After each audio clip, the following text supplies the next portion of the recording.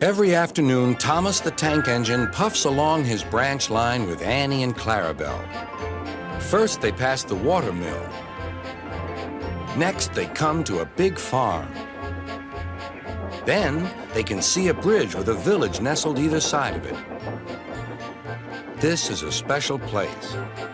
Whenever children hear Thomas coming along, they stand on the bridge waving until he is out of sight.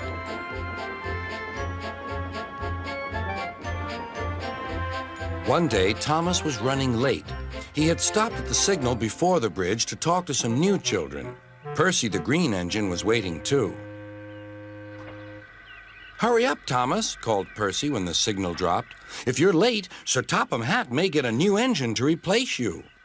He would never do that, thought Thomas, but he was worried. Next day, Thomas hurried along the line. Just ahead was the goods yard. There, on the platform, was an inspector waving a red flag. Next, Thomas saw some children. They were waving too. Something must be wrong, thought Thomas. This station is for goods, not passengers. "Help, Thomas, help! We're glad to see you," called the children. "Please, will you take us home?"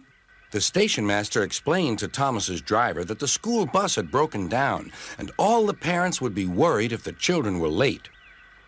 Thomas waited as the children walked down from the bridge.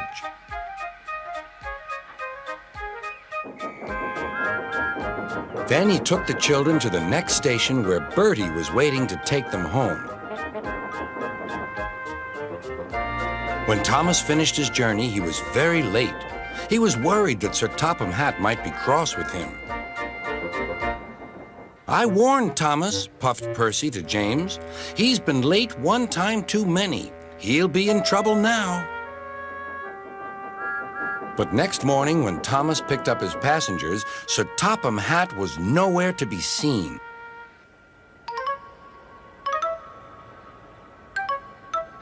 "Thank goodness," sighed Thomas.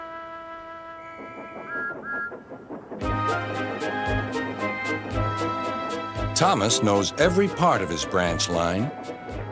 Just ahead was a stretch where the hot sun had bent the rails on the track.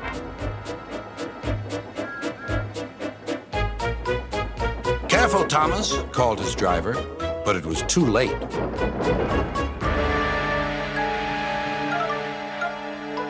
"That's done it," said his driver. "We shan't get any further today." "But what about my passengers?" asked Thomas. "Don't worry, they'll be looked after," replied his driver. While workmen repaired the line, Thomas had to shunt freight cars in the yard. Bertie came to see him. "I understand you need my help again." "Yes, Bertie," replied Thomas sadly. "I can't run without my rails." Bertie set off to collect Thomas's passengers.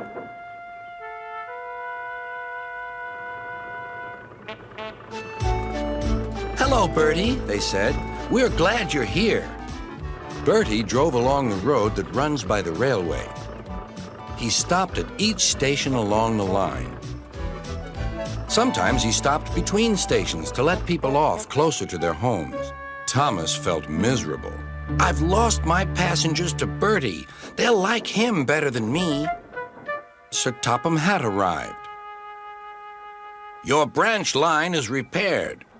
I'm going to change your timetable so that you and Bertie can work together more." When Thomas reached the station, there, to his relief, were all his passengers. "Bertie is a good bus, but we missed our train rides with you," they said. Later, Thomas spoke to Bertie. "Thank you for looking after my passengers." "That's all right, Thomas. I like to make new friends, but I'm glad to share them with you." "You're a good friend indeed," replied Thomas, "and always will be."